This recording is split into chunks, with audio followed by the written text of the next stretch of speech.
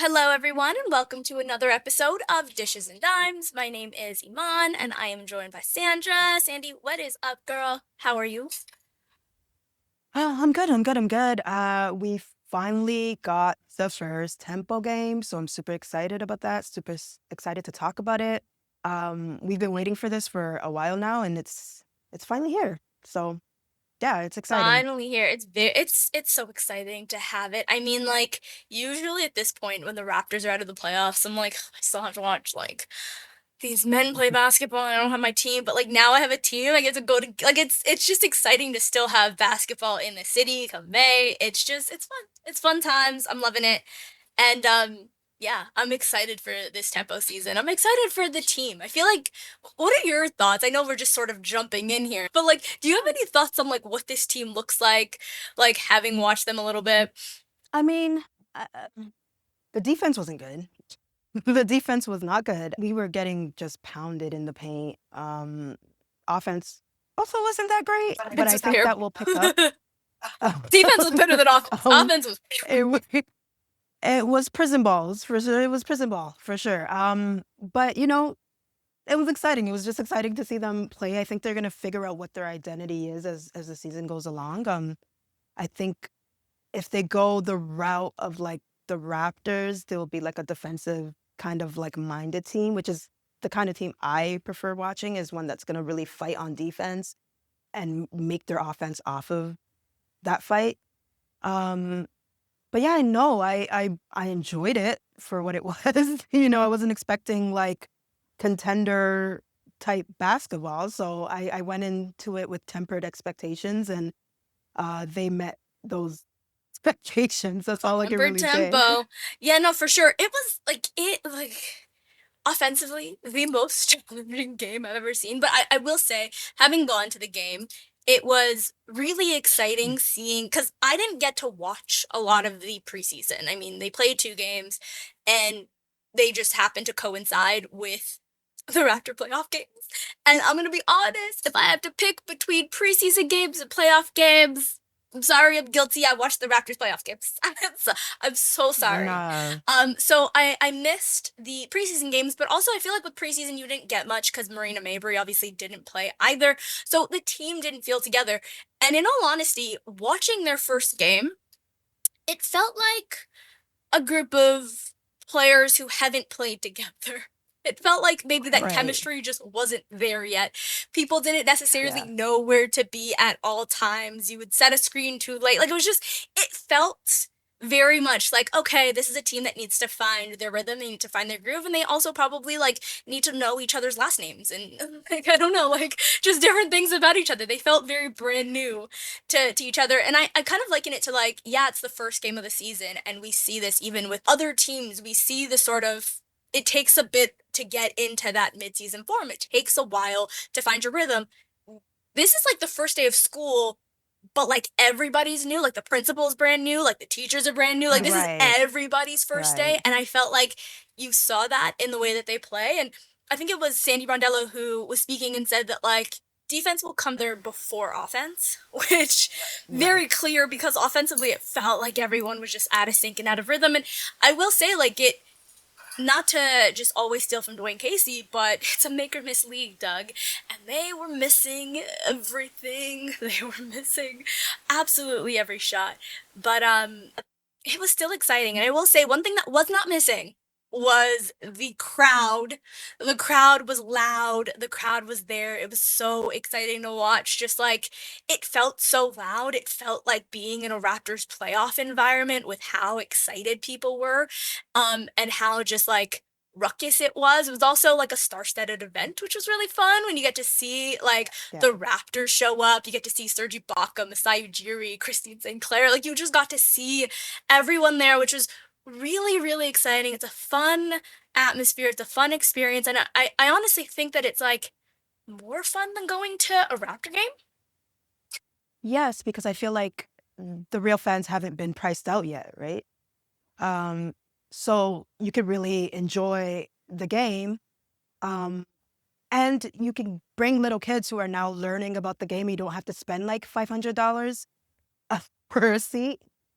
So yeah, no, it's I really enjoyed just watching the crowd. I think it was a good way to introduce the team. And I feel like the team also got a feel for what a Toronto fan base is like, right? Like if you give them something to cheer about, they will cheer.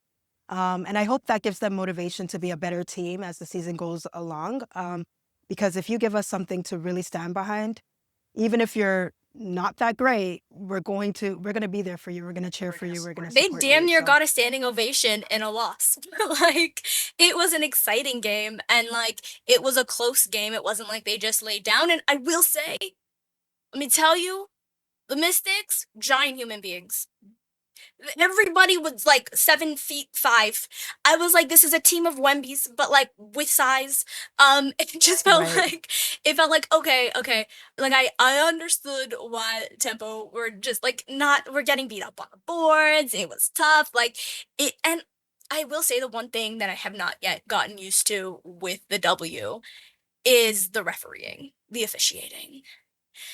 I thought that the game was really exciting. I thought it was really fun to watch that tempo game. I thought the atmosphere was really fun, but like it also felt like the refs were doing their darndest to take out all of the like they it felt like they were doing their best to like yes, squeeze that out, and I don't think that that's a unique thing to the first tempo game. I just think that that's the case in a lot of these W games that I watch where I'm like, why call that? And like it's not like it's one-sided that they're calling it where it's like, oh, the ref screwed my team. No, what are you calling on both ends? Like, what are you calling everywhere? And why don't we just sometimes swallow that whistle? Why don't we just sometimes hold it back? right. I feel like it's sometimes, you can get mad at refs because you're like, how do they not call that? The issue with a lot of W refs is like, you call everything. Like, there should be like a buffer where it's like, okay, nobody blow the whistle for the next 5 minutes. Like, I don't care. Unless someone gets murdered on the court right now, we're not going to call anything. Unless Victor Wembanyama comes out with an elbow, we're not going to call anything in this moment in time because it felt like they were purposely like squeezing that out of the game, which was not fun. But Temple lost in their first game, but the crowd was there. Everyone was really, really excited. It was fun to be in that environment. You saw young people, you saw older people, you saw women, you saw men, you saw a lot more women, which was really great. It just felt like there were people from all different walks of life there. You saw celebs there. You saw Jay and Trey there. You saw, some Toronto legends. So all in all, I think it was a really fun experience, even if they lost. Also, I didn't realize that I painted my nails tempo color. So today I'm wearing burgundy, kind of match my girls a little bit here. There we go. We got the tempo merch on as well. Which, like, let me tell you, it took me a while to buy into like the tempo colors because I felt like it was very corporate. Like it was giving corporate baddie, and I'm like, I don't know. I don't know if I want my team to look like a law firm. Like I don't. The Right. name tempo itself took me a second to like. I still don't know how I feel about it. I like that it's an alliteration. I like Toronto tempo. I do like that, but it took me a minute. The fact that the logo looks a little bit like the Pacers and tempo and pace sound very similar took me a minute too. Don't know how I feel about it. But the colors, I have to say, I feel like they're slowly growing on me.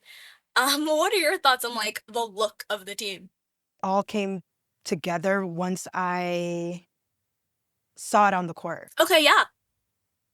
Like I liked the colors. I'm like, oh, they're like an interesting. It's interesting to put that like the baby blue with the like the burgundy, almost like purpley red.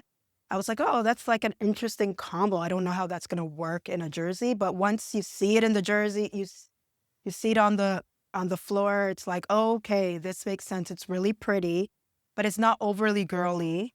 It's just really I really like it. I really like it. My question is, where's our mascot?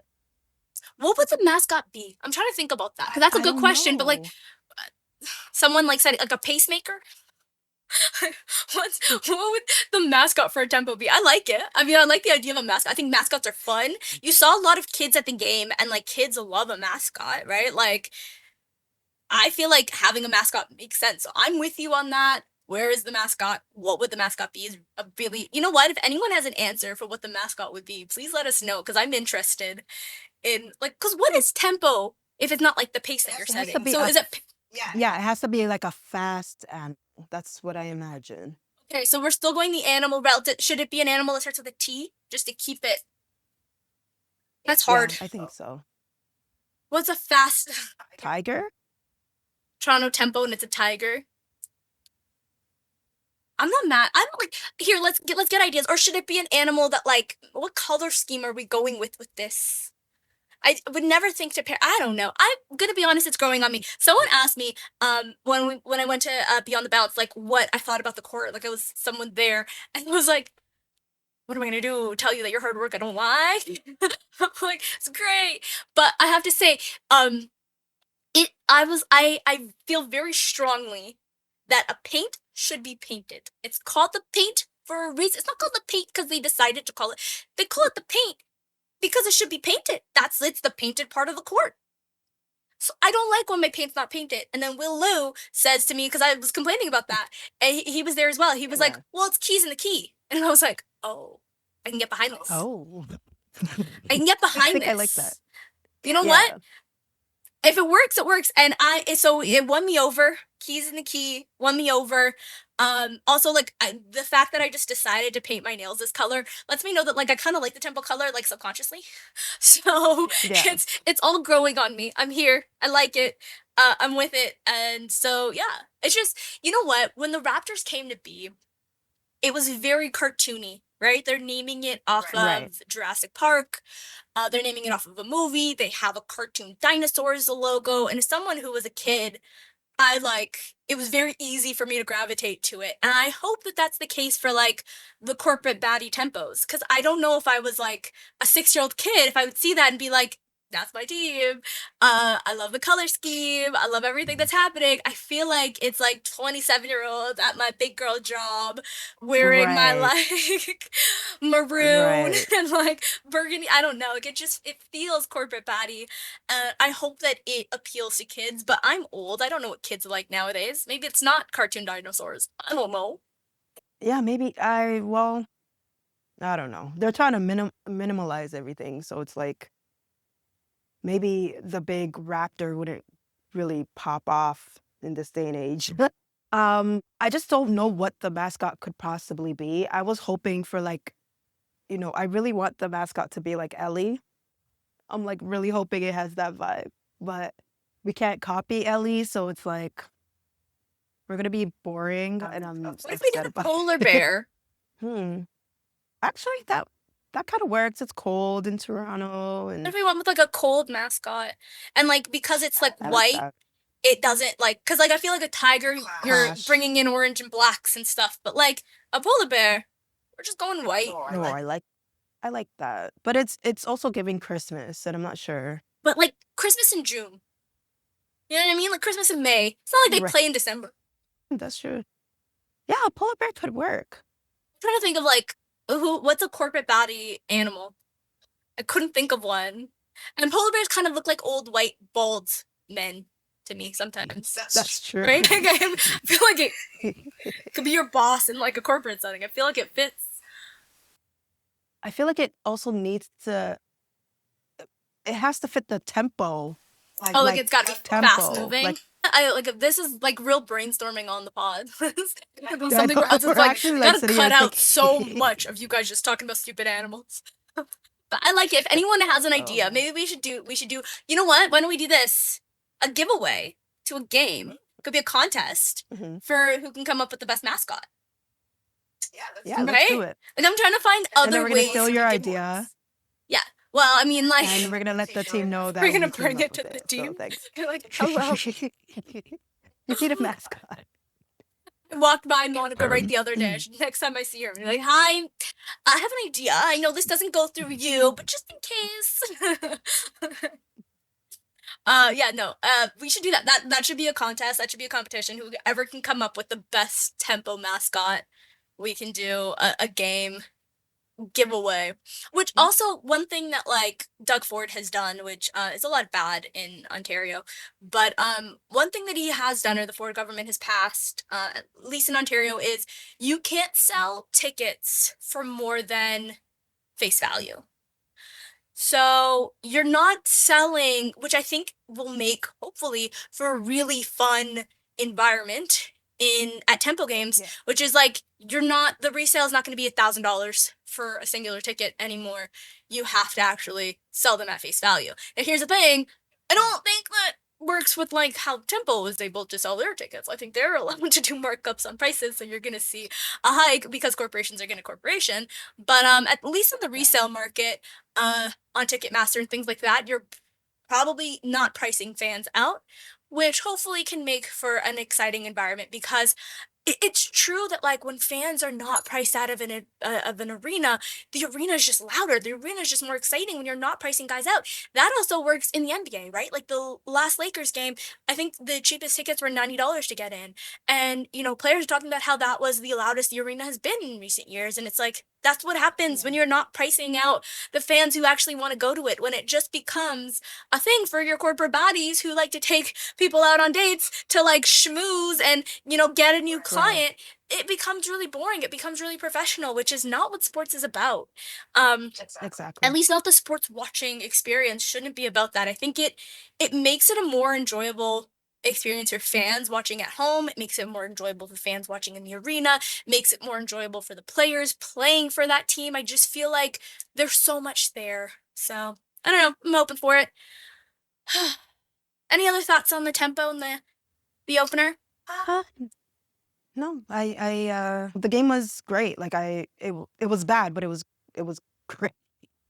It was great. It was great to see them finally kind of play and see what the Toronto crowd is like, and hopefully it motivates them to come together and play better. And yeah, like I'm just excited to see where this team goes. Yeah, for sure. I mean, I wanted to do like a breakdown initially talking about the game, but I feel like it's been so long, and and when we're gonna get into like the way that Temi played and like how you're hoping to see more, how Marina Mabry looks as the number one, player on a team and building an offense around her. I just feel like that's a little bit dated, and there's more games to come. We're recording this on Tuesday. They're gonna play again on Wednesday. So I feel like there's going to be more data to pull from. And so, in terms of breakdowns on the game and what the tempo actually looked like together as a team, hopefully we get more going forward. But if you're interested in that, please let me know.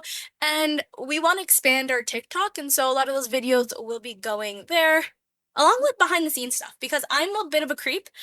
And so when I see things happening, I'm just like recording. Like I'm just like my zoom in on Masai Ujiri, like, oh, what is he doing? Oh, he's talking to his family. This is creepy. Let me not do this. And then like, oh, he's taking a picture with Serge. Okay, that's fine. I feel like that's fair game. Let me creep a little bit more on that. So it's fun. It's exciting. Masai being there again. I know he came back to Toronto for Giants of Africa, but it's fun to see him there. He was sitting next to Larry Tannenbaum and his wife, with his family, his kids, and his wife. So it's exciting to see him like still, have Toronto as part of like his family and his life. Which, for those who don't know, he has been hired and has been moved to Texas. Masai To Ujiri. Texas. Yeah. What are your thoughts on that? Lord God. You know what?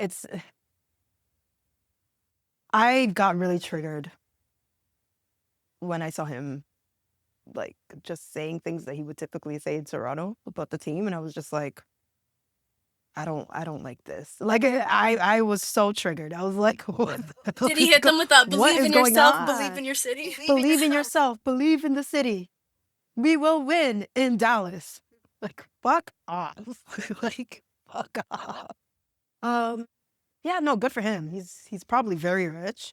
They probably had to give him a lot of money to agree to do it. Um, it's been interesting to have conversations with Mavs fans because they're super excited to see what he's going to do. I think they have the ninth pick in the draft, and so I was just telling them like one thing Masai's really good at is finding talent in the most random of like draft picks. So, um, you know, I think you have better luck with like a ninth pick than like the top three pick. Like I just feel like Masai's really good at finding talent in a way that other GMs aren't. No, it was just I'm happy for him.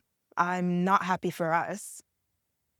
Um, like I really want him back, and it was just irritating me. I think it'll be interesting to see what he does with the team because he doesn't have to worry about like taxes and weather and a new country.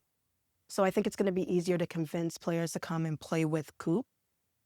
And so it's going to be really interesting to see what he can do when he has full control because we know that Rodgers and MLSE were not letting him do what he wanted to do. And they clearly wanted to push him out and they clearly didn't want him here. So it's going to be interesting to see him kind of fully lead a team, have full control over a team, and have a team that doesn't need to kind of overcompensate for their location. Um, I'm interested. I'm not happy, but I'm interested. Yeah, it'll be really interesting to watch what he does with Dallas. I think, of course, like Dallas is in one of the most like interesting spots in the league. Just like having the Luka trade is still like the most mind-boggling thing that's ever happened to me. Like just watching that, I still don't quite understand it. But like, I think that Nico Harrison was like not doing a terrible job prior. Like I thought that he was in the running for GM of the year before making the stupidest and ultimately like worst trade, one of the worst trades, if not the worst trade in NBA history, in trading Luka Doncic. But like they got Coop.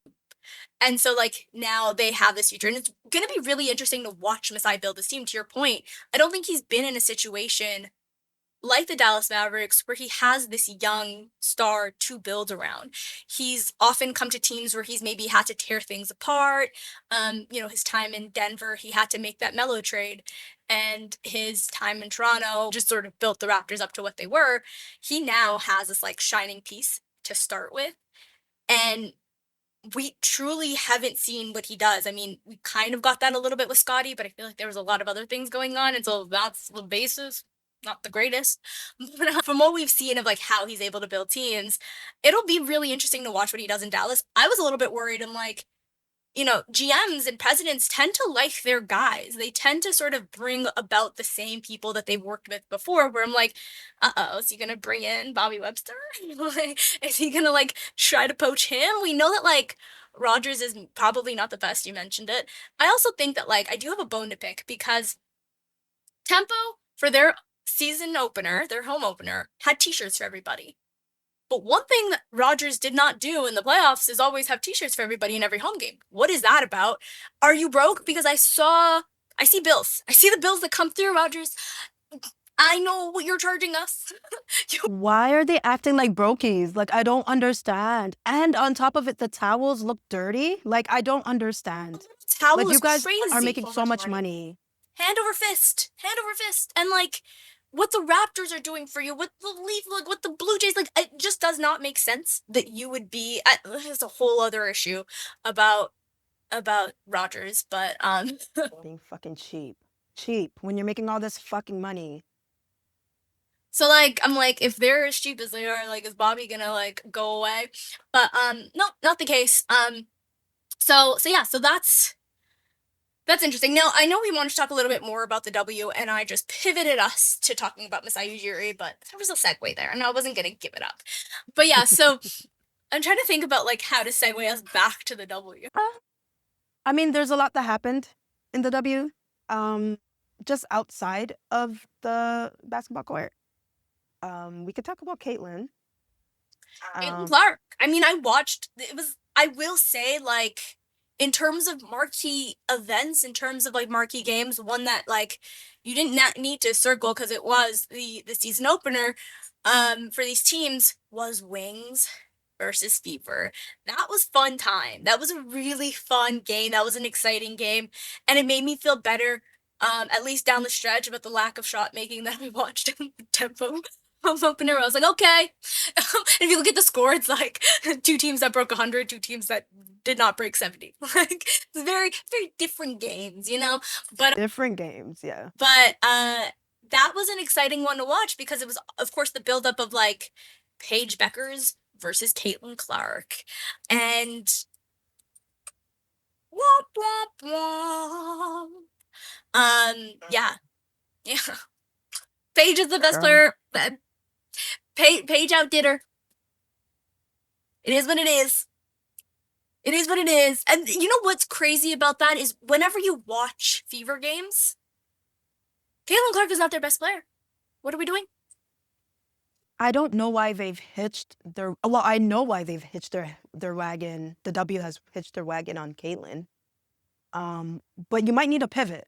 Like this is her third year, and it's becoming more about performance than it is potential, right?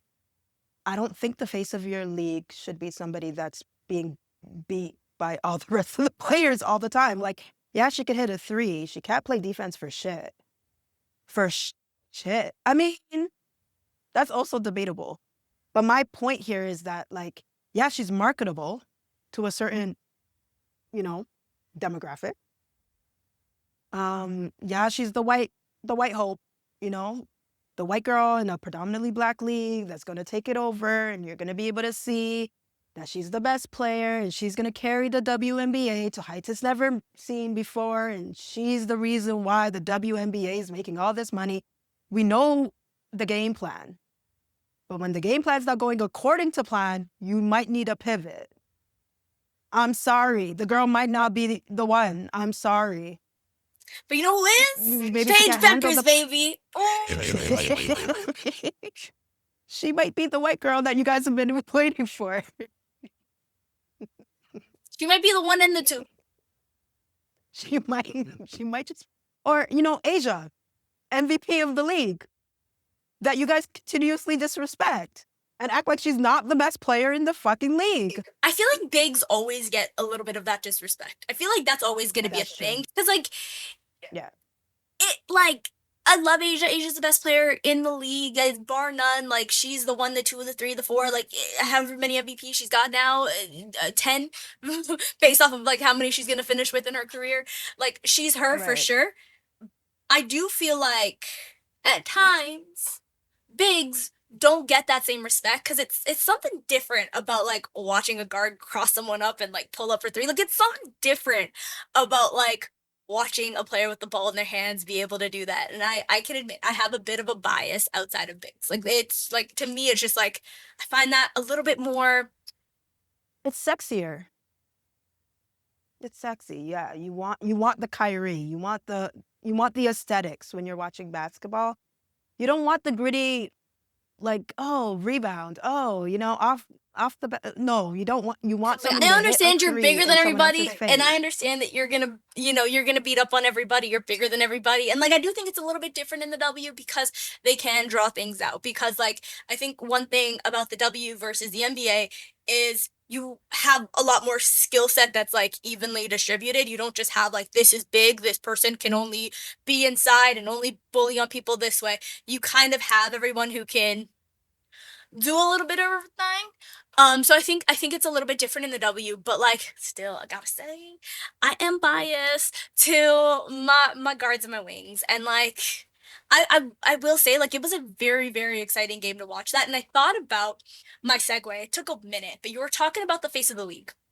You're talking about how they're trying to push the Caitlyn narrative, which is why I think the Mavericks needed to get Masai Ujiri. Because let me tell you what's happening in the NBA. The international takeover is not slowing down. Yeah. But their great white hope, similar to a Caitlin Clark, is Cooper Flagg. And he is nice. Mm-hmm. That boy's nice. He is. That boy's good. He could play. And I think having Masai there to help them build a team is going to be necessary because you just look at it. You're like, okay, when Shai, like even if Shai slips up, even if Shai slows down, you've got Wemby. What are we doing? And then you think about like the older guys who are just like, still not old, but like you're like Giannis, born in what 94 maybe. Like he's still like he's in his 30s now, but like what are we doing?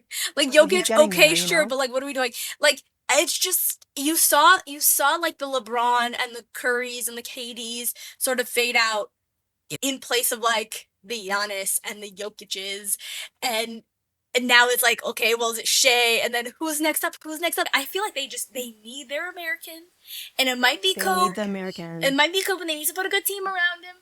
They need to sort of build that quickly because the international foot is on the American neck right now, and there is no let up. And they don't like it. They don't like it. The way that they're complaining about Shai and these free throws, they don't like it. The way that they're already complaining about Wemby, they don't like it. So, They don't like it. in the W, Well, they got to get used to. They got to get used to Wemby, because if he isn't injury prone and he's able to like really just dominate, it's gonna be years before you guys get another. Like, I'm sorry, y'all need to get ready for Wemby to take over for the next 10 years. I'm so sorry. If he stays healthy at his height and his ability, girl, I'm sorry for the rest of y'all. Footnotes in his story. I'm so sorry. legit, because that's where you guys are, by his feet. Back to like Caitlyn, they're definitely, have her as the face of the league, and this is something that started back in college, right? You had the Angel Reese and the Caitlyn Clark, and Angel showed up. Angel won the NCAA championship against her, and that kind of threw a lot of vitriol Angel's way, and it feels like 3 years later, we're still dealing with, like, the hate towards this player. So sorry that she beat yours. Like, so sorry that she won. I don't understand the level of vitriol directed at her and why there's no let up and why there's no escape from it. Because it's like, if you are good enough to be the best, be the best. Be the best. There shouldn't be anything else around it. And I don't like, I feel like the WNBA is expanding, it's growing. And in the MNBA, which I saw someone say the MWNBA, and then I saw someone else say the WNBA. And I think that that is all very funny when we continue to add. But I just feel like with the continued, because Caitlyn Clark did something. She did grow the league. Without a doubt, she grew their fan base. She grew the league into what it is. But she didn't do that alone. And when we credit one person alone, we're taking away what everybody else did. We're taking away the accomplishments of an Angel Reese, because it wasn't just having this one star, but having this rivalry that people can go into. You don't have the Magic versus Bird compare. You have to have a rivalry in order to grow villain. it. Yeah. You need to have that Exactly. in order to grow it. And then, but beyond that, it's not about these two third-year players, right? It's also Angel completely dominating. It's also AT. Yeah. It's also Nafisa Collier. It's also older than that. It's not just these new age stars. The W growing is something that's been in the works, and I think when we attribute it to one player, it completely erases everything else. It completely erases legends like Elisa Leslie. It completely erases what Maya Moore was able to do in the league. It completely erases someone on TV right now who's talking to us who was in her a superstar in her right in Candace Parker, right? It completely erases the contributions from all these W players for decades at this point, because the league is in year 30. And so it's going to continue to grow. And that's not to take anything away from Caitlyn. She's done amazing things for the growth of the league, but I don't think you credit her to take away from what every other player has done in the league. Exactly. I think it's also an interesting conversation when she walked in with Morgan Wallen. What? I don't that fucking guy, the country guy that says the hard R and N-word with the hard R. So for me, hey, I can't stop you from liking whatever, bumfuck, stupid ass country artist that you want to like.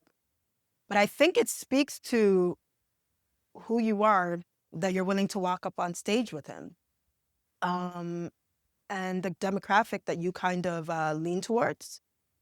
Her individual decisions, whatever. She can make whatever decision she wants to make. But I think the WNBA needs to be mindful of who they place as the face of the league. When that face of the league is willing to be associated with certain types of people. I don't think that she should be the face of the league if that's where she leans towards, just because the league is predominantly Black. I'm sorry. I don't, maybe they want to pretend that's not the case, but it is.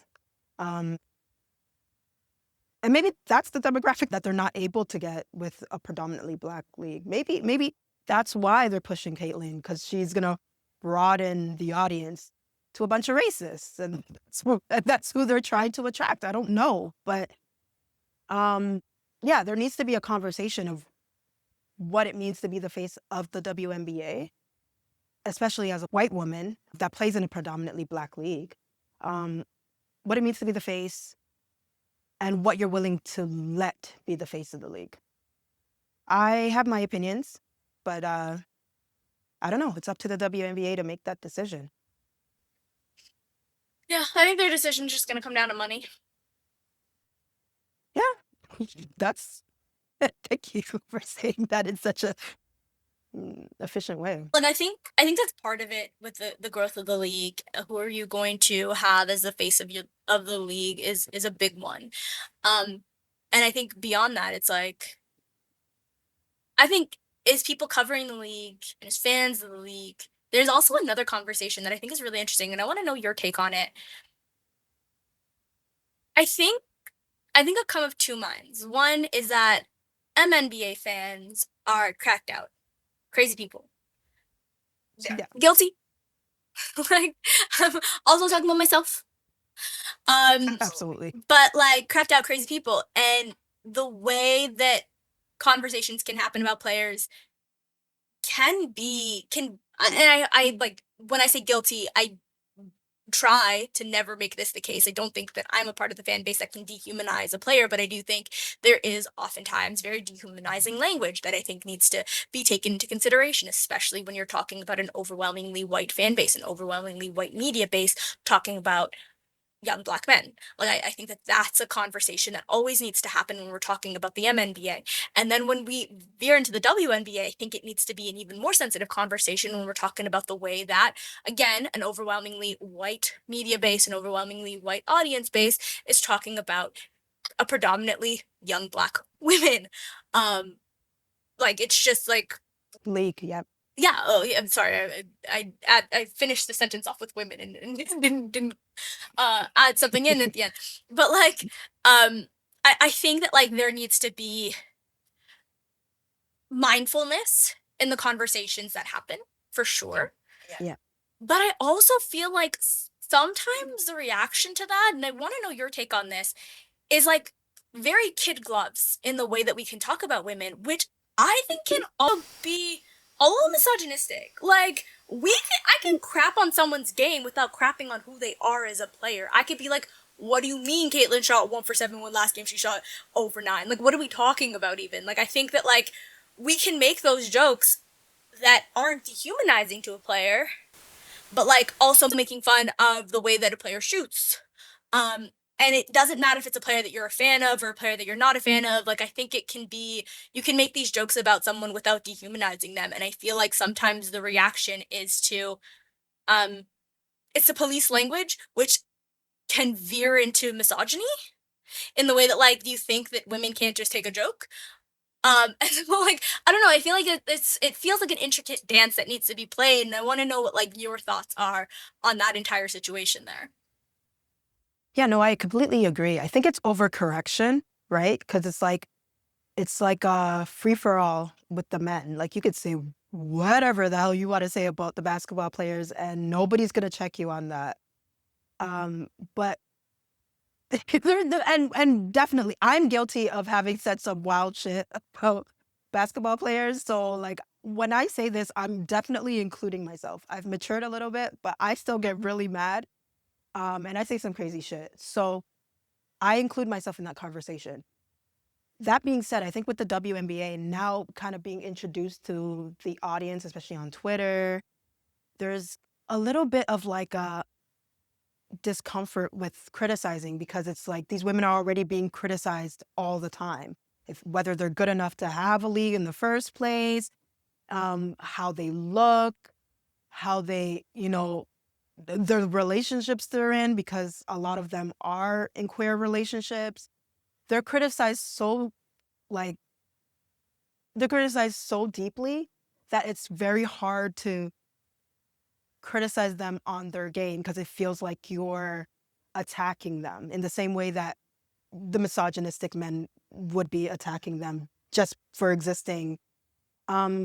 I think there needs to be balance for sure. Like, I need to be able to talk shit about players strictly on the game that you're playing, that I'm following, that I'm like spending money watching games spending my time on Twitter, talking about these games, helping to grow it, I think I have a right to talk about how badly you're playing. I just think I do, right? Um, that should not include anything that has to do with your personal life. Like that's the line and the boundary that all of us should kind of like place there. Like we could talk about your game. We could talk about how shitty you're playing. But it shouldn't cross over to like your personal life or how you look or how you act or who you love or whatever the case may be. So there, I agree with you. There's an overcorrection there. There's a desire to protect and coddle these women in a way, almost like they aren't going to be able to handle it because they're women. They're not going to be able to handle the criticism of their game because they're women. And that's just not true. I don't believe that's true. I think they're competitors, they're highly competitive, and they also want to be considered like the best in their sport that they dedicate all this time to. So I think they can handle some criticism. I don't think you get into the WNBA if you can't handle criticism. I don't think you make it to the WNBA. I don't think That's you the make thing, it to like, the NBA. the W is the most competitive league in the world. Like, this is, I think you made a really, really great point that I want to cut off because I was thinking about it in my head. I'm like, I did just call the women like giants. Like, but like, is that bad? And I'm like, well, I do the same thing about NBA players. And in my head, I'm like having that conversation of like, what is the line when we're talking about the way someone looks? I'm not going to make fun of someone's face necessarily. Have I done that about NBA players? I don't know. Maybe. Is it good? No. Should I stop? Maybe. Depends on how upset you make me in the middle of a game. Because I might talk about Tony Brothers' eyebrows, and I feel like that is my God-given right when he makes calls that piss me off. I just feel like that there should be some give and take. He gives me a headache from watching him make calls.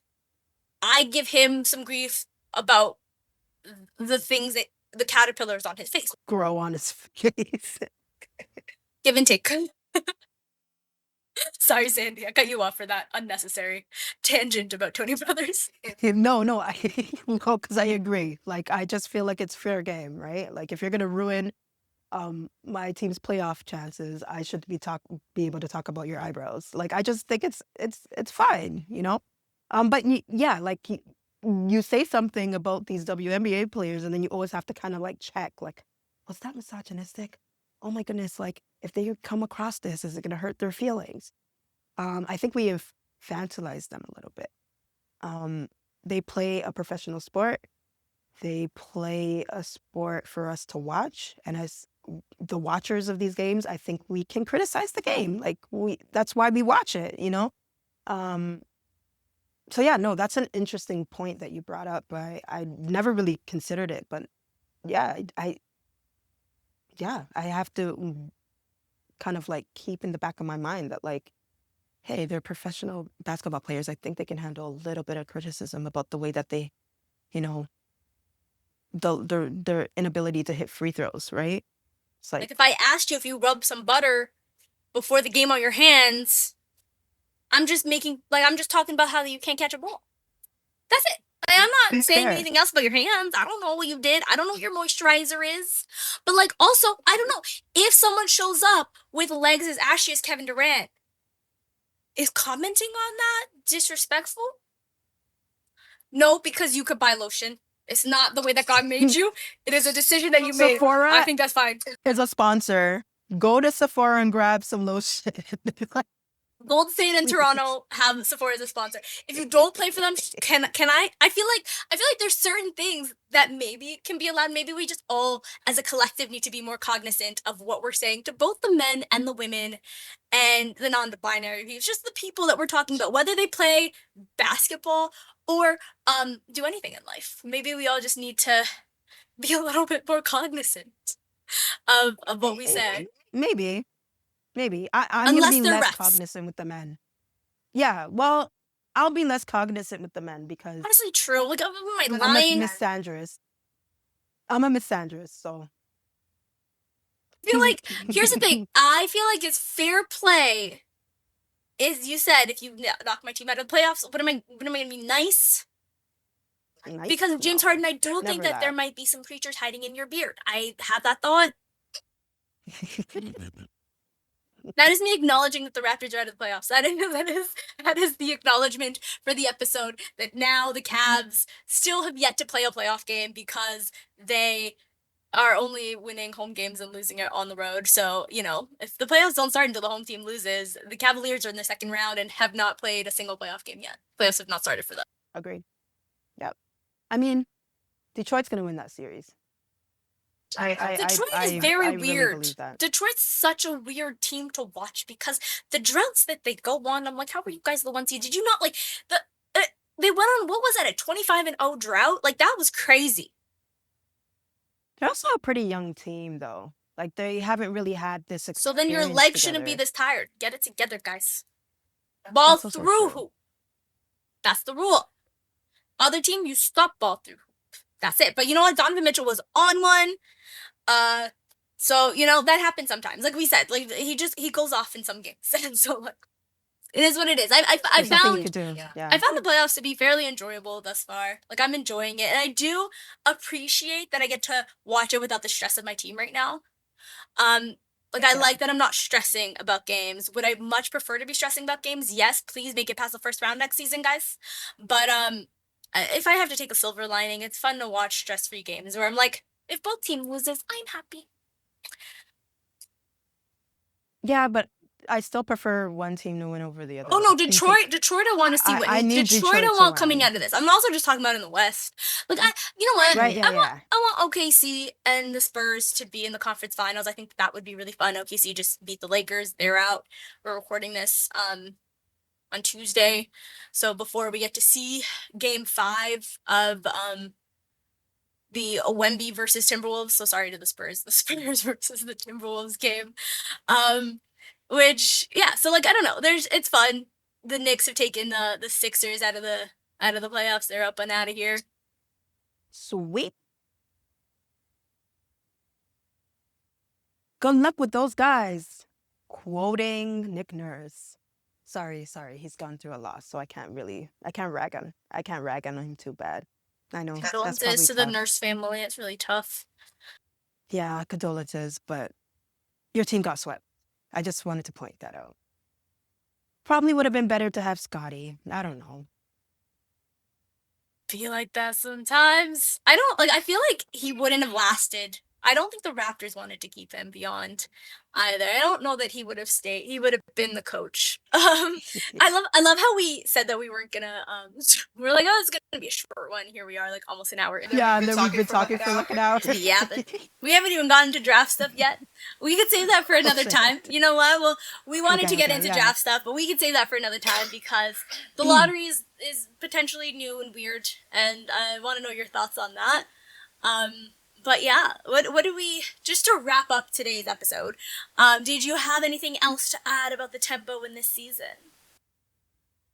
I'm just excited to see what Marina does. I think, I'm just excited to have a team, and I'm excited to have a team during the summer months, because they get to really enjoy Toronto and what it has to offer, and hopefully like other WNBA ladies see what it's like to play here and want to. I'm excited for Toronto. I'm excited for the women on the team. And yeah, go Tempo. Go Tempo. We're going to be covering Tempo a lot. So I'm super excited about that.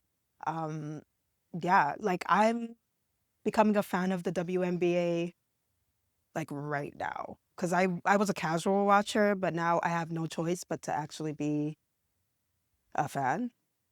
So I'm excited. And if you haven't watched the WNBA and you're thinking of doing it, let's go on this journey together. I love it. These are my Tempo colors. Me bringing up my Tempo colors. I'm excited for the season. I honestly wanted to do some more game breakdown and focus so much on the W, but just because it's almost a week since they played, and they're gonna play their next game tomorrow. It didn't feel right to do it this late in the game. So we will be bringing in some more W content. We know some new basketball fans, some new W fans are gonna be joining along. So we want to make content that works for you guys. I want to do just some. You know what I find is that, like, and I said this last time and it seemed like some people agree, you kind of need a PhD to like understand like people talking about basketball where you're like, slow down, like give me the 101 because like you're in year 4 already and like I'm just beginning. Do you know what I mean? Like when people talk about it, you're like, okay, professor, let's slow down a little bit.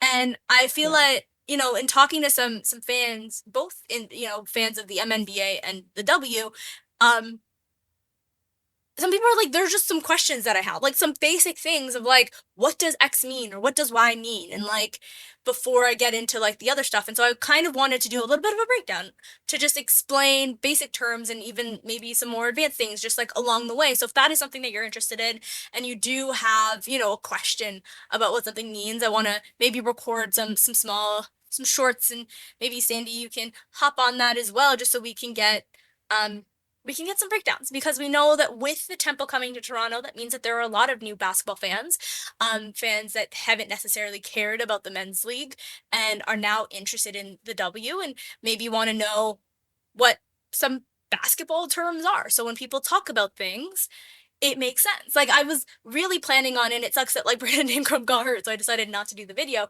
But I remember just like in the playoffs listening to a bunch of pods. Like I was listening to stuff, just trying to get in everything, and I remember just like every single pod was talking about them top locking Brandon Ingram on defense, and I was like, okay. And I was like every single one, and I'm like, what if someone just like is like, what is that? Because there's no like description on what something like that is, right? So like, and that's just in one instance of them like defending Brandon Ingram. So just like a quick little 30-second video of like what that means and what to look for when that happens, and like to show you that's what people are talking about where you have it.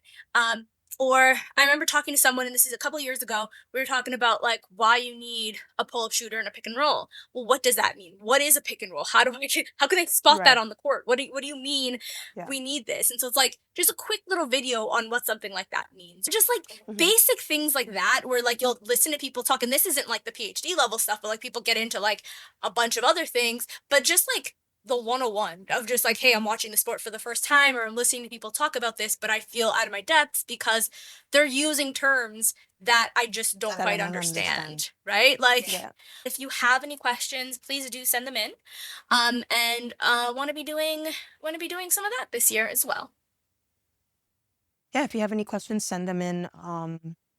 You can send us DMs on Twitter, on TikTok. Even when we do post this on YouTube, on Twitter, you can ask your questions under in the comments, and we'll see them, and we'll do some videos. And thank you everyone for joining us for another episode of Dishes and Dimes. My name is Iman, and I'm joined by Sandie. And we say we love you guys. I'm trying to do the young people heart. Love ya. I can't do the young people heart.